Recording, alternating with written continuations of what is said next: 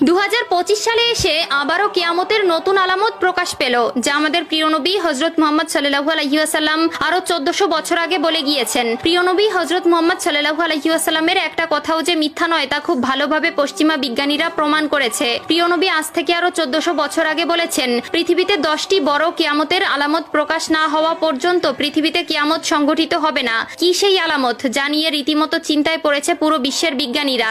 আপনি যদি একজন মুসলিম হয়ে থাকেন তবে ভুলেও ভিডিওটি এড়িয়ে যাবেন না, কারণ আমরা আজকে আপনাদের জানাতে চলেছি প্রকাশিত হওয়া সেই কিয়ামতের আলামত সম্পর্কে। আর আপনি যদি আমাদের প্রিয় নবী হযরত মুহাম্মদ সাল্লাল্লাহু আলাইহি ওয়াসাল্লামকে ভালোবেসে থাকেন তবে অবশ্যই কমেন্ট বক্সে আলহামদুলিল্লাহ কমেন্ট করবেন আর ভিডিওটি শেয়ার করে দিতে ভুলবেন না, কারণ আপনার একটি শেয়ারে আরো অনেক মুসলিম ভাই ও বোনেরা কিয়ামতের এই আলামত সম্পর্কে জানার সুযোগ পাবে। তো চলুন বেশি কথা না বলে শুরু করা যাক আজকের এই ভিডিও। হাদিসে বর্ণিত আছে, কিয়ামত সংঘটিত হওয়ার পূর্বে পুরো পৃথিবী থেকে পবিত্র আল কোরআন উঠিয়ে নেওয়া হবে। প্রিয় দর্শক, কিয়ামতের নিকটবর্তীতার প্রমাণস্বরূপ কিছু আলামত প্রকাশ পাবে। এর মধ্যে কিছু হবে বড় আলামত, আবার কিছু হবে ছোট ছোট আলামত। ইতিমধ্যে পুরো বিশ্বে অসংখ্য কিয়ামতের ছোট আলামত প্রকাশিত হয়েছে।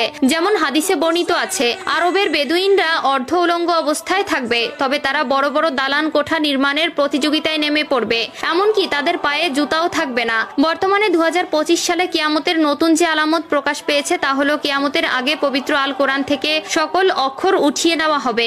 ইতিমধ্যে এমনই কিছু তথ্য প্রকাশ পেয়েছে। আজ থেকে প্রায় 1400 বছর আগে মহান আল্লাহ তাআলা হযরত মুহাম্মদ সাল্লাল্লাহু আলাইহি ওয়াসাল্লামের উপর কোরআন নাজিল করেন এবং আল্লাহ তাআলা ঘোষণা দেন কিয়ামতের আগ পর্যন্ত তিনি নিজেই তা সংরক্ষণ করবেন। আল্লাহ তাআলা পবিত্র আল কোরআনের মধ্যে বলেছেন, নিশ্চয়ই আমি কোরআন অবতীর্ণ করেছি এবং আমি এর সংরক্ষক। সূরা আল হিজর আয়াত নম্বর 9। কিন্তু এমন এক সময় আসবে যখন মানুষ কোরআন ভুলে যাবে। পৃথিবীতে এমন কেউ থাকবে না যে কোরআন স্মরণ করবে। তখন আল্লাহ তাআলা এই পৃথিবী থেকে কোরআন তুলে নিবেন। এরপর ইসরাফিল আলাইহিস সালাম সিংহায় ফুঁক দিবেন এবং এই মহাবিশ্ব ধ্বংস হয়ে যাবে। রাসূলুল্লাহ সাল্লাল্লাহু আলাইহি ওয়াসাল্লাম বলেছেন, রাতের অন্ধকারে কোরআন মানুষের বুক থেকে উঠিয়ে নেওয়া হবে, এমনকি মুসহাফের একটি আয়াতও পৃথিবীতে অবশিষ্ট থাকবে না। ইবনে মাজাহ হাদিস নম্বর 4050। কিয়ামতের আগে পৃথিবীতে কোনো মুমিন ব্যক্তি থাকবে না। কিয়ামত আসবে পৃথিবীর সবচেয়ে নিকৃষ্ট মানুষদের উপর। আনাস ইবনে মালিক রাদিয়াল্লাহু তাআলা আনহু থেকে বর্ণিত, রাসূলুল্লাহ সাল্লাল্লাহু আলাইহি ওয়াসাল্লাম বলেছেন, কিয়ামত ততক্ষণ শুরু হবে না যতক্ষণ না এই পৃথিবীতে এমন কেউ অবশিষ্ট থাকবে না যে বলবে আল্লাহ আল্লাহ। সহিহ মুসলিম। অর্থাৎ কিয়ামতের আগে সকল মুসলিম মারা যাবে। আবু হুরায়রা রাদিয়াল্লাহু তাআলা আনহু থেকে বর্ণিত, রাসূলুল্লাহ সাল্লাল্লাহু আলাইহি ওয়াসাল্লাম বলেছেন, আল্লাহ তাআলা ইয়েমেন থেকে একটি মৃদু বাতাস প্রবাহিত করবেন যা রেশমের মতো মসৃণ হবে। যার অন্তরে এক বিন্দু পরিমাণেও ঈমান থাকবে সে সেই বাতাসে শান্তির মৃত্যুবরণ করবে। সহিহ মুসলিম।